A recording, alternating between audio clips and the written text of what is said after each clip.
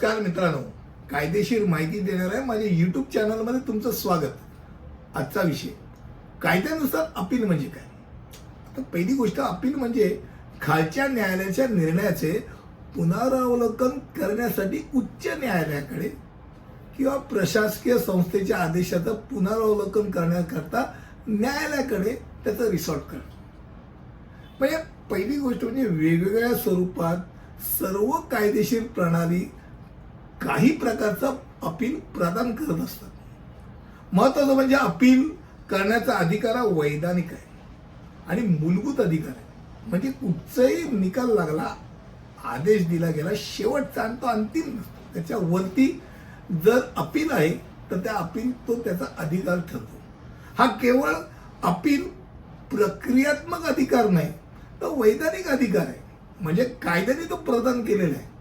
आणि अपील करण्याचा अधिकार नसेल अशी काही बाब असेल तर तो अलिदा भाग ठरतो, अन्यथा अपील हा त्याचा अधिकार आहे. हे डोक्यात राहतं. अपीलाचं उद्दिष्ट काय?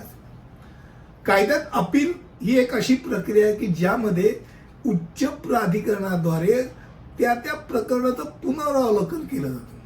म्हणजे जिथे पक्षांनी अधिकृत निर्णयामध्ये औपचारिक बदल करण्याची विनंती केलेली आहे, मग काय त्यांनी निर्णयच बघितला नाही, निर्णय असाच देऊन टाकला, त्याचे आतमध्ये काही गेलेच नाही असं त्याचं म्हणणं आहे. तर बरोबर आहे का? म्हणजे अपीलमध्ये त्रुटी सुधारण्याची प्रक्रिया, तसंच कायद्याचं स्पष्टीकरण आणि व्याख्या करण्याची प्रक्रिया म्हणून त्याचं कार्य चालू असतं. म्हणून अपील महत्वाचं. तर कोण अपील करू शकतं? तर न्यायालयाच्या कोणत्याही निर्णयामुळे किंवा आदेशामुळे नाराज झालेली कोणतीही व्यक्ती त्या खालच्या न्यायालयाच्या निर्णयाला किंवा आदेशाला आढावा घेण्याकरता त्यापेक्षा त्या न्यायालयाच्या उच्च पातळीवरती, म्हणजे ज्याच्याकरता अपीलाचा अधिकार आहे अशा त्याच्या वरच्या न्यायालयामध्ये अपील करू शकते. आता एक गोष्ट नक्की की कोणत्याही कायदेशीर प्रतिनिधींना मृत व्यक्ती विरुद्ध अपील दाखल करण्याचा अधिकार नाही.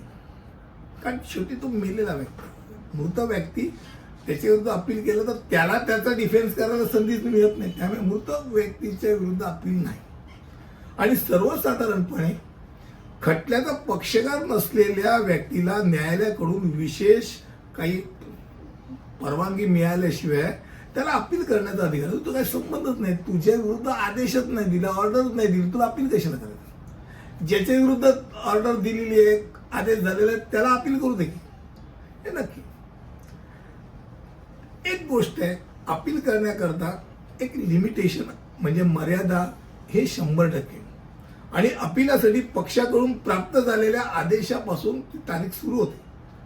दिवाणी खटल्यात खालच्या न्यायालयाने डिक्री पास केल्यास मर्यादा अशी आहे, उच्च न्यायालयात समजा अपील करायचं असेल तर डिक्रीच्या तारखेपासून 90 दिवस किंवा ऑर्डर झाली असेल तिथून 90 दिवसाचा अवधी त्यांना मिळतो.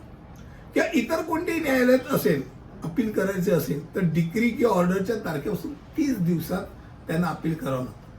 म्हणजे इतर म्हणजे कसं होतं, 1 बेंचकडनं 2 बेंचकडे केलं, एका बेंचच्या न्यायाधीशांनी ऑर्डर दिली ते 2 बेंच आहे, तर 30 दिवसाचा अवधी आहे निकाल दिल्यापासून. हे डोक्यात राहू द्या. आणि आजचा विषय होता कायद्यानुसार अपील म्हणजे काय. मला वाटतं थोडक्यात अपील जो घटनात्मक अधिकार आहे त्या घटनात्मक अधिकाराच्या संदर्भात आपण माहिती घेतली. तुमच्या विरुद्ध काही ऑर्डर किंवा आदेश काही झाला असेल तर ते कुठच्या अपीलात, कुठच्या हायर कोर्टात जायचं ते ठरवा. लहान मुलं कशी करतात ना, बाबा ऐकत नाही, बाबांच्याकडनं काही नाही, वरचं कोर्ट म्हणजे त्याची आई असते, आईकडे जातात, बाबा करत नाही.